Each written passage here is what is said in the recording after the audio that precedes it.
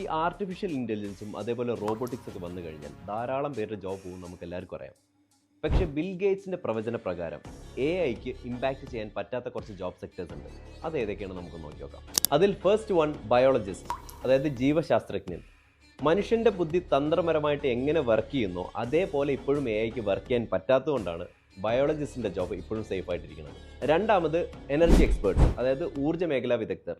ഭാവിയിൽ ഉണ്ടാകുന്ന എന്ത് ഊർജ്ജ പ്രശ്നങ്ങൾക്കും ഒരു മനുഷ്യൻ്റെ ഇൻവോൾവ്മെൻറ്റ് ഉണ്ടായാലും മാത്രമേ പറ്റുള്ളൂ. അത് ഇപ്പോഴും AI-ക്ക് ടേക്ക് ഓവർ ചെയ്യാൻ പറ്റിയിട്ടില്ല. മൂന്നാമത് പ്രോഗ്രാമേഴ്സ്. AI-ക്ക് കോഡ് ഡെവലപ്പ് ചെയ്യാൻ പറ്റും, പക്ഷേ സങ്കീർണമായ ഒരു സോഫ്റ്റ്വെയർ ഡെവലപ്പ് ചെയ്യണമെന്നുണ്ടെങ്കിൽ ഒരു ഹ്യൂമൻ ഇൻവോൾവ്മെൻറ്റ് ഉണ്ടായാൽ മാത്രമേ മതിയാവൂ. നാലാമത്തത് നമുക്ക് എല്ലാവർക്കും ഇഷ്ടപ്പെട്ടുള്ള സ്പോർട്സാണ്. ഒരു ക്രിക്കറ്റോ അല്ലെങ്കിൽ ഫുട്ബോളോ കളിക്കുന്ന ഒരു റോബോട്ടിനെ കുറിച്ച് നമുക്ക് ചിന്തിക്കാൻ കഴിയുമോ? ഒരിക്കലുമില്ല. ചുരുക്കി പറഞ്ഞാൽ മനുഷ്യൻ്റെ ഒരു ക്രിയേറ്റിവിറ്റി, അഡാപ്റ്റബിലിറ്റി, ഇൻറ്റ്യൂഷൻ, ഇതൊന്നും ഒരിക്കലും AI-ക്ക് റീപ്ലേസ് ചെയ്യാൻ പറ്റില്ല. അതിന് മനുഷ്യൻ തന്നെ വേണം.